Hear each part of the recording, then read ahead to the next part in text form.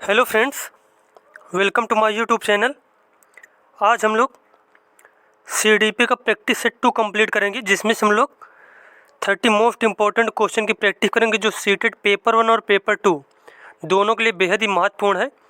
और आप लोग कमेंट करके बताना इसमें से कितने क्वेश्चन आपको आ रहे थे।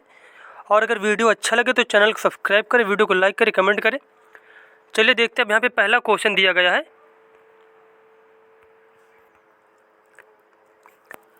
अब आपसे पहला क्वेश्चन यहाँ पे पूछा गया है, वह कौन सा स्थान है जहाँ बच्चे की संज्ञानात्मक विकास को सबसे बेहतर तरीके से परिभाषित किया जा सकता है।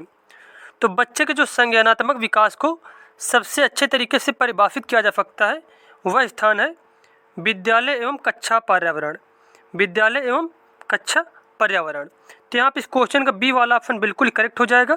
देखते हैं अगला क्वेश्चन।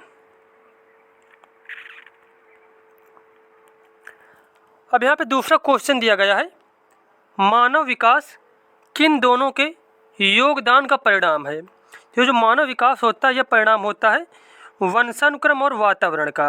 वंशानुक्रम और वातावरण का क्या होता है? योगदान का परिणाम होता है। मतलब इनसे दोनों से मिलकर क्या होता है? बच्चे का विकास होता है।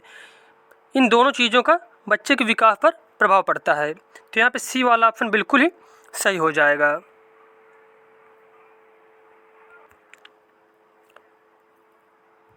उसके बाद अब तीसरा क्वेश्चन यहाँ पे है, निम्न में से कौन सा बुद्धिमान बच्चे के लक्षण नहीं है? वह जो लंबे निबंधों को बहुत जल्दी याद रखने की क्षमता रखता है, वह जो प्रवाहपूर्ण एवं उचित तरीके से संप्रेषण करने का क्षमता रखता है, वह जो मूर्त रूप से सोचता रहता है, वह जो नए परिवेश में स्वयं को समायोजित कर सकता है। अब पूछा गया इसमें से बुद्धिमान बच्चे का लक्षण कौन सा नहीं है। तो देखो यहाँ पे जो याद करने की बात कहीं पे भी आ जाए तो वो ऑप्शन हमेशा गलत हो जाएगा। यहाँ पे जहाँ लिखा बहुत जल्दी, तो यहाँ पे हो जाएगा याद रखने की क्षमता रखता है। थोड़ा यहाँ पे मिसप्रिंट हो गया, यहाँ पे होगा याद रखने की क्षमता रखता है। वह बच्चा जो निबंधों या चीज़ों को जो बहुत जल्दी याद रखने की क्षमता रखता है, तो इसका मतलब ये नहीं कि वो बहुत ज़्यादा क्या है, बुद्धिमान है। तो यहाँ पे ए वाला ऑप्शन बिल्कुल गलत दिया गया है, जबकि बी, सी और डी ऑप्शन यहाँ पे करेक्ट दिए गए हैं। उसके बाद बढ़ते हम लोग अगले क्वेश्चन की ओर।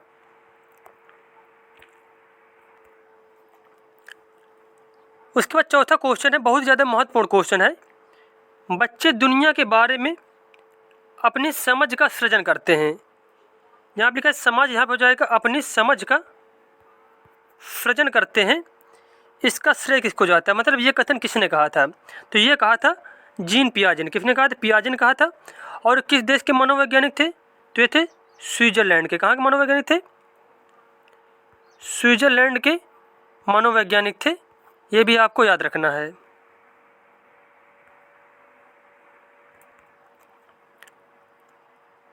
उसके बाद क्वेश्चन दिया गया है, परिवार एक साधन है। तो परिवार एक साधन होता है अनौपचारिक शिक्षा का। अनौपचारिक शिक्षा का।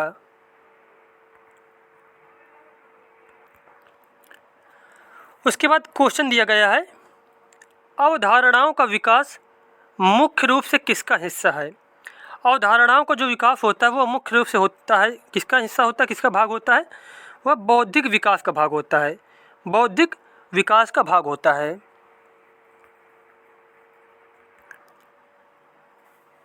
उसके बाद नेक्स्ट क्वेश्चन यहाँ पे है, निम्न कक्षाओं में शिक्षण की खेल विधि आधारित है। तो शिक्षण की जो खेल विधि वह किस पर आधारित है, ये यहाँ पे पूछा गया है। तो जो शिक्षण की जो खेल विधि वह आधारित है विकास एवं वृद्धि के मनोवैज्ञानिक सिद्धांत पर। विकास एवं वृद्धि के मनोवैज्ञानिक सिद्धांत पर ही जो शिक्षण की खेल विधि है वह आधारित है।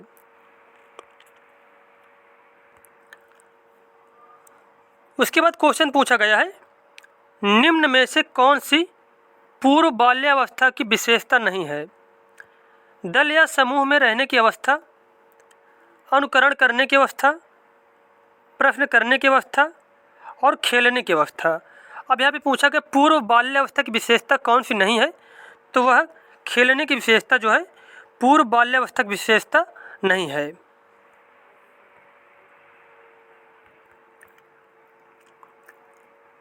अब अगला क्वेश्चन यहाँ पे है, बच्चों की रुचि बनाए रखने के लिए आप कौन सी विधि का चयन करेंगे? तो बच्चों की रुचि बनाए रखने के लिए आप कौन सी विधि का चयन करेंगे? तो इसका आंसर हो जाएगा बच्चों को स्वयं गतिविधि करने के लिए देंगे। मतलब बच्चों को जो कार्य है वो मतलब खुद से करने के लिए देंगे, जिससे बच्चों को क्या होगा, उस चीज़ में इंटरेस्ट बढ़ेगा। तो यहाँ पे डी वाला ऑप्शन बिल्कुल सही दिया गया है। उसके बाद देखते हैं हम लोग अगला क्वेश्चन।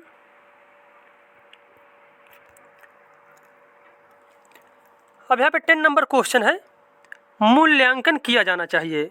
मूल्यांकन किस लिए किया जाना चाहिए? तो इसका आंसर हो जाएगा बच्चों को सीखने के स्तर का ज्ञान होता है।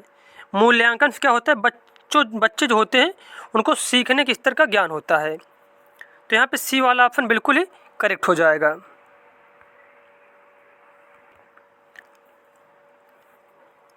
उसके बाद अब नेक्स्ट क्वेश्चन है, परामर्श का उद्देश्य है बच्चों को समझना, बच्चों की कमियों का कारण पता करना, बच्चों को समायोजन में सहायता प्रदान करना, या फिर उपरोक्त सभी। तो परामर्श का जो उद्देश्य है, तो ये सभी चीज़ें जो है परामर्श के उद्देश्य के अंतर्गत आती हैं। तो यहाँ पे जो डी वाला ऑप्शन है यही सही हो जाएगा, उपरोक्त सभी।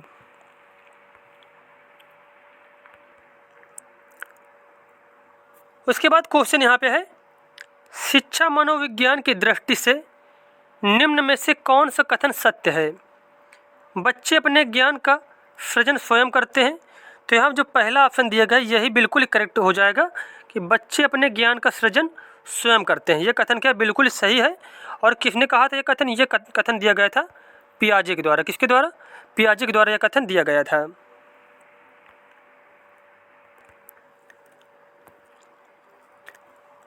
अब आपसे क्वेश्चन पूछा गया है, बच्चों में नैतिकता की स्थापना के लिए सर्वोत्तम मार्ग है उन्हें धार्मिक पुस्तक पढ़ाना, शिक्षक का आदर्श रूप में व्यवहार करना, उनका मूल शिक्षा पर मूल्यांकन करना, उन्हें प्रातःकालीन सभा में उपदेश देना। तो यहाँ पर जो क्वेश्चन है, बच्चों में नैतिकता की स्थापना के लिए सर्वोत्तम मार्ग क्या है? तो इसका आंसर हो जाएगा शिक्षक का आदर्श रूप में व्यवहार करना। क्योंकि बच्चे जो होते हैं वो शिक्षक का क्या है, अनुकरण करके सीखते हैं कि शिक्षक उनका जो है या फिर उनके बड़े जो है कैसा व्यवहार कर रहे हैं। तो बच्चे भी अनुकरण करके चीज़ों को सीखते हैं। तो इसके लिए शिक्षक का आदर्श रूप में व्यवहार करना नैतिकता की स्थापना के लिए सर्वोत्तम मार्ग होगा।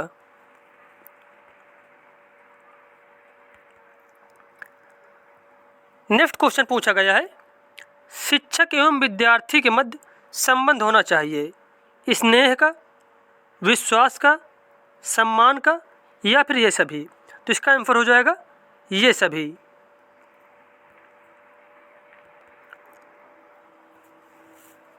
नेक्स्ट क्वेश्चन यहाँ पे है, एक अच्छा अध्यापक विद्यार्थियों के मध्य बढ़ावा देता है। एक अच्छा अध्यापक विद्यार्थियों के मध्य बढ़ावा देता है सहयोग की भावना को। सहयोग की भावना को।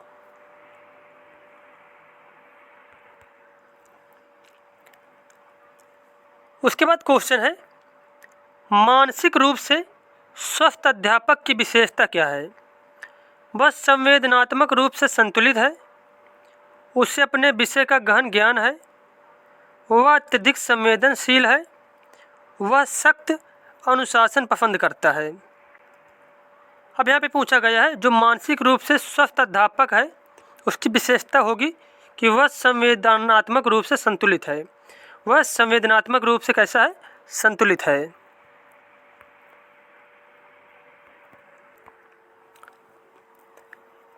उसके बाद क्वेश्चन है, शिक्षा का अति महत्वपूर्ण उद्देश्य है। शिक्षा का अति महत्वपूर्ण उद्देश्य होता है बच्चे का सर्वांगीण विकास। बच्चे का सर्वांगीण विकास करना।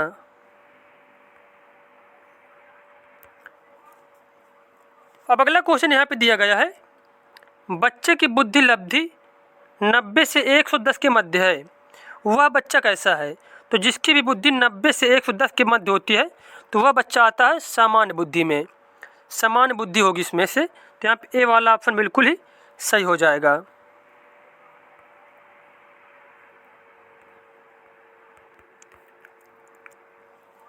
अब यहाँ पे क्वेश्चन दिया गया है, सतत एवं व्यापक मूल्यांकन में व्यापक मूल्यांकन शब्दावली का तात्पर्य है। तो व्यापक मूल्यांकन शब्दावली जो है इसका तात्पर्य यह है शैक्षिक एवं सह शैक्षिक क्षेत्र का मूल्यांकन। शैक्षिक एवं शैक्षिक क्षेत्र का मूल्यांकन।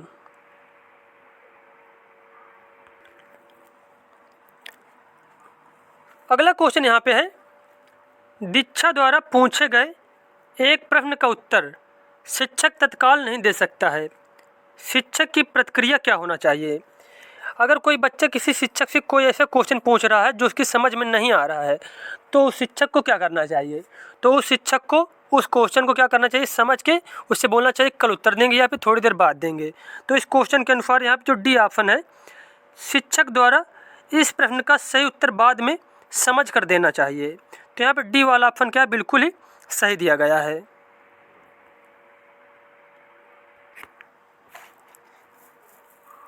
उसके बाद क्वेश्चन है, बच्चों की जिज्ञासा शांत करनी चाहिए। तो बच्चों की जिज्ञासा तुरंत शांत करनी चाहिए, तत्काल जब विद्यार्थी द्वारा जिज्ञासा की गई हो, तत्काल जब विद्यार्थी द्वारा जिज्ञासा की गई हो तभी बच्चे की जो है जिज्ञासा शांत करनी चाहिए। अब नेक्स्ट क्वेश्चन है, आप अनपढ़ माता पिता के बच्चों को अंग्रेजी सिखाना चाहते हैं, आप उसे अंग्रेजी कैसे सिखाएंगे। तो अगर आप अनपढ़ माता पिता के जो मतलब अनपढ़ माता पिता हैं जिसके बच्चे को क्या करना है, अंग्रेजी सिखाना है, तो आप अंग्रेजी सिखाएंगे उसको उसकी मातृभाषा से हेल्प लेकर। तो इसका आंसर हो जाएगा, आप उसे मातृभाषा की सहायता से अंग्रेजी सिखाने का प्रयास करेंगे, आप उसे मातृभाषा की सहायता से अंग्रेजी सिखाने का प्रयास करेंगे।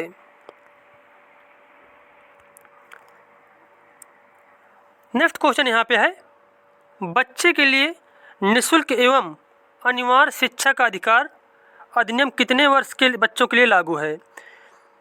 तो यहाँ पे जो निःशुल्क एवं अनिवार्य शिक्षा का अधिकार है, राइट टू एजुकेशन, तो वह लागू है 6 से 14 वर्ष के बच्चों के लिए, 6 से 14 वर्ष के बच्चों के लिए।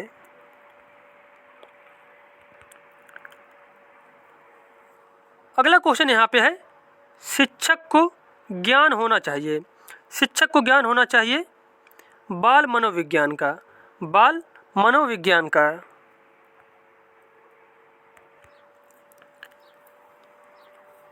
अब अगला क्वेश्चन यहाँ पे है, बच्चे के विकास को सिरस्थ सिद्धांत के अनुसार निम्न में से सत्य कथन है। तो सिरस्थ सिद्धांत जो होता है वह यह बताता है कि जो बच्चे का विकास होता है वह सिर से पैर की ओर होता है। तो यहाँ जो पहला ऑप्शन दिया गया है, विकास सिर से पैर की होता है, यही वाला ऑप्शन क्या है, बिल्कुल सही हो जाएगा, ए वाला ऑप्शन। उसके बाद देखते हैं हम लोग नेक्स्ट क्वेश्चन।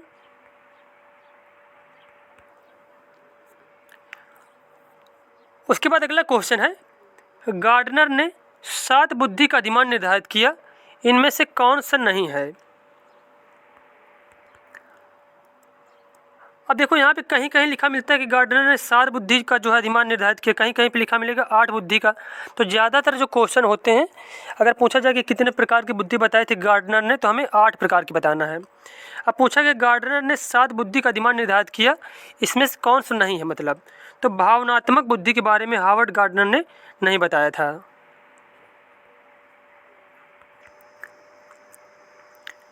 उसके बाद क्वेश्चन यहाँ पे, घटना और वस्तुओं के बारे में एक बच्चा तार्किक रूप से सोच सकता है, पियाजे के चरणों के संबंध में सही कथन है।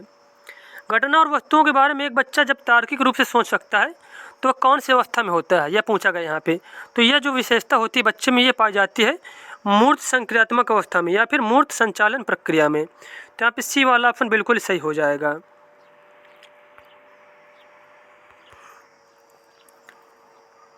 अगला क्वेश्चन यहाँ पे है, सहयोगात्मक रणनीति की किस श्रेणी में महिलाएं निम्न में से संबंधित नहीं होती हैं। स्वीकार्यता में, प्रतिरोध में, क्रांति में, अनुकूलन में। तो सहयोगात्मक रणनीति की किस श्रेणी में महिलाएं संबंधित नहीं होती, तो यह हो जाएगा प्रतिरोध श्रेणी में संबंधित नहीं होती हैं।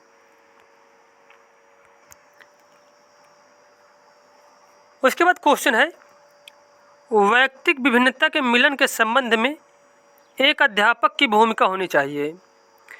व्यक्ति के दृष्टिकोण, अभिरुचि और योग्यता को जानने के प्रयास, व्यक्ति आधारित पाठ्यक्रमों को उनकी आवश्यकता के अनुसार समझने की कोशिश, या फिर उपरोक्त दोनों। अब यहाँ पे क्वेश्चन पूछा गया है, वैयक्तिक विभिन्नता के मिलन के संबंध में एक अध्यापक की भूमिका होनी चाहिए, तो इसका आंसर हो जाएगा उपरोक्त दोनों ये ऑप्शन यहाँ पे क्या बिल्कुल ही सही दिए गए हैं।